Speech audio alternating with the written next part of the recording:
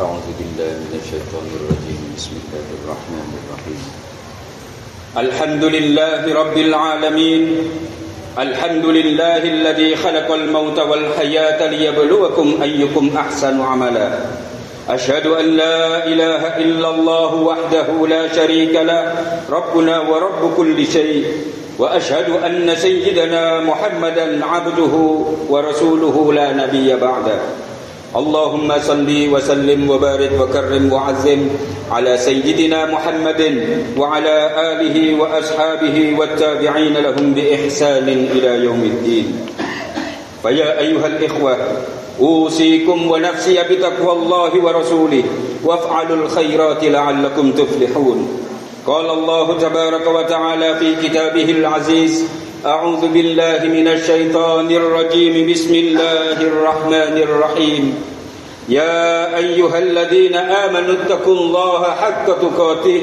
ولا تموتن إلا وأنتم مسلمون وقال أيضا إنما يوفى الصابرون أجرهم بغير حساب وقال النبي صلى الله عليه وسلم لكل نبي دعوة مستجابة فتعجل كل نبي دعوته وإني اختبأت دعوتي شفاعة لأمتي يوم القيامة صدق الله العلي العظيم وصدق رسوله النبي الكريم ونحن على ذلك من الشاهدين.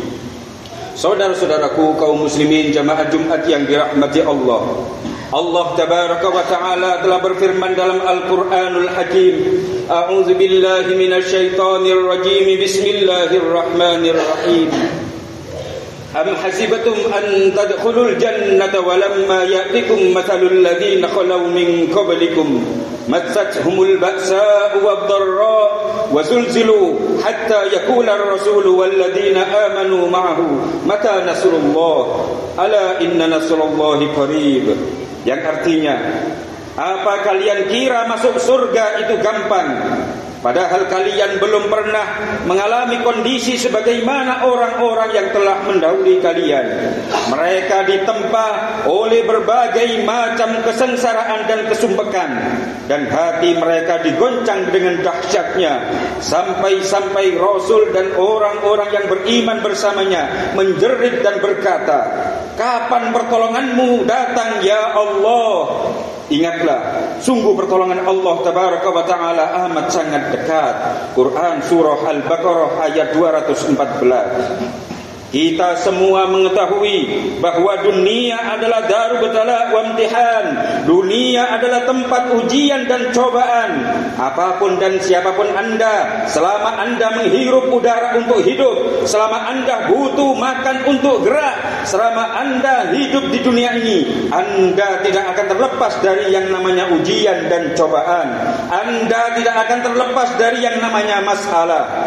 La yazalul bala bil mu'min fi nafsihi wa waladihi wa malihi hatta yalqa Allah wa ma alaihi khati'ah. Baginda Nabi besar Muhammad sallallahu alaihi wasallam telah bersabda, tidak akan pernah berhenti yang namanya ujian, cobaan atau masalah datang kepada orang mukmin, baik dari sisi kesehatan, dari sisi keluarga, dan dari sisi ekonomi, sampai mukmin tersebut bertemu dengan Allah tabaraka wa ta'ala dan dia dengan kondisi tanpa dosa. Demi Allah wahai saudaraku, cobaan demi cobaan, ujian demi ujian, masalah demi masalah pasti akan selalu datang kepada kita silih berganti. Kemarin ada masalah, sekarang ada masalah, bahkan besok pun pasti akan muncul masalah. Dan tidak enaknya lagi, semakin bertambah umur, semakin berat ujian dirasa.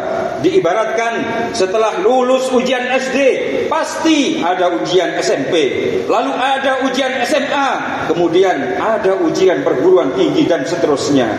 Yang mana semakin tua akan semakin berat materi ujian yang akan dihadapi.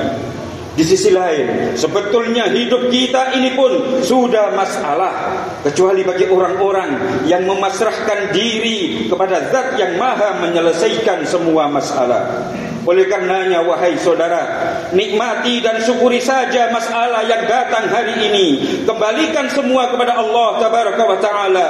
Dan Allah menciptakan segala sesuatu, ada ukuran dan masanya. Merananya kita, kesedihan kita, kesumpekan kita, kesusahan kita, semua telah ditentukan batas waktunya dan pasti akan berakhir.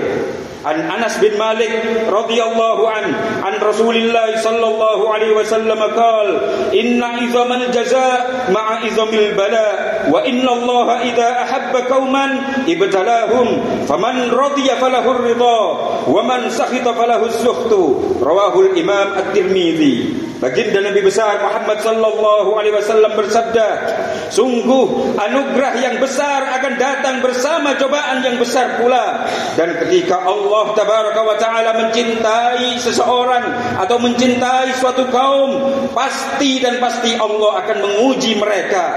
Maka dari itu, barang siapa ridho dengan cobaan tersebut, maka dia akan mendapat keridhaan Allah. Dan barang siapa benci terhadap cobaan yang datang, maka ketahuilah dia akan mendapat kebencian dari Allah tabaraka wa ta'ala. Saudara-saudaraku kaum muslimin jamaah Jumat yang dirahmati Allah, adapun perkara susah, sedih, kecewa dan merana itu adalah hal yang lumrah bagi kita sebagai manusia.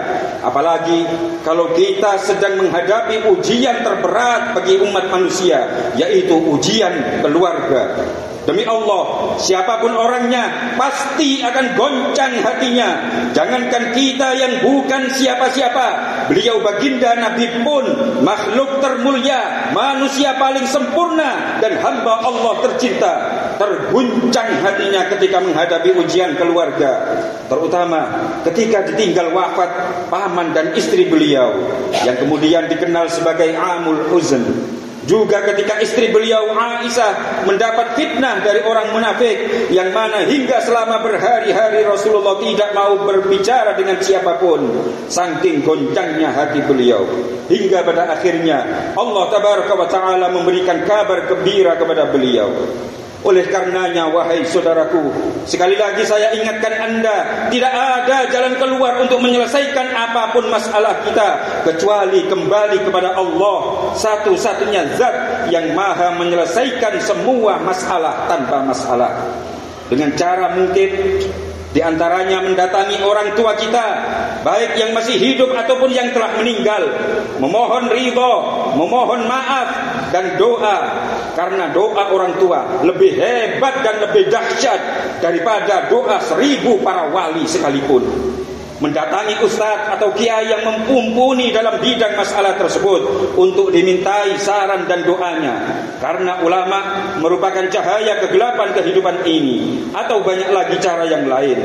Dan tak kalah pentingnya lagi, apapun permasalahan Anda, utamakan syariat daripada logika Anda, utamakan aturan daripada pikiran yang ada di otak Anda.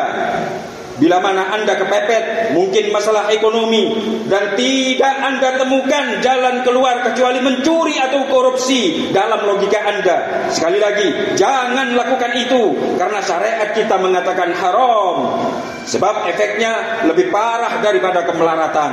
Bila mana Anda sudah capek merasakan sakit yang Anda derita dan mahalnya biaya pengobatan, jangan putus asa wahai saudara. Jangan akhiri hidup Anda.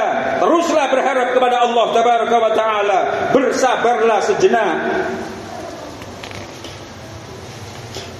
Bila mana istri dan anak Anda seringkali menyakiti hati Anda, dan seakan-akan dalam pikiran logika Anda tidak ada jalan keluar kecuali perceraian, usahakan jangan wahai saudara. Kewajiban Anda sebagai seorang suami, wajib menjaga keutuhan rumah tangga. Apapun permasalahan hidup Anda, yakinlah setelah kesusahan pasti ada kesenangan. Itu janji Allah tabaraka wa ta'ala.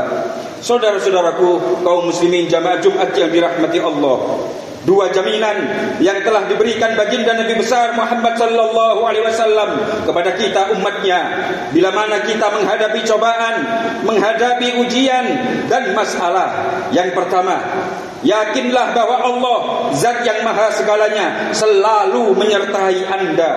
sebagaimana ucapan beliau baginda Nabi kepada Sayyidina Abu Bakar, sebagaimana ucapan beliau baginda Nabi kepada para sahabatnya, sebagaimana ucapan beliau baginda Nabi kepada umatnya, dan sebagaimana ucapan beliau baginda Nabi kepada anda, wahai saudaraku, la tahzan innallaha ma'ana, la tahzan innallaha ma'ana. Jangan bersedih, jangan khawatir, Allah selalu menyertai kita.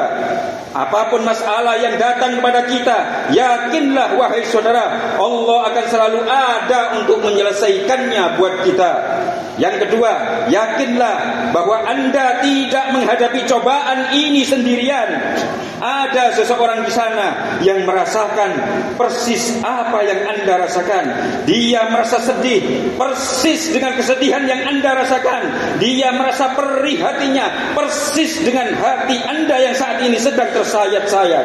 Dia merasa sakit persis dengan kesakitan yang anda rasakan. Ketahuilah wahai anda saudaraku, dia adalah harapan alam semesta, dia adalah kekasih anda, dan dia adalah baginda Nabi besar Muhammad sallallahu alaihi wasallam. Wallahi law yushaku ahadakum bi syaukatin fi rijli la ajidu alamaha fi qalbi. Beliau baginda Nabi telah bersumpah, demi Allah, andai kata kaki kalian terkena duri ketelusupan, maka sungguh aku juga merasakan sakitnya dalam hatiku.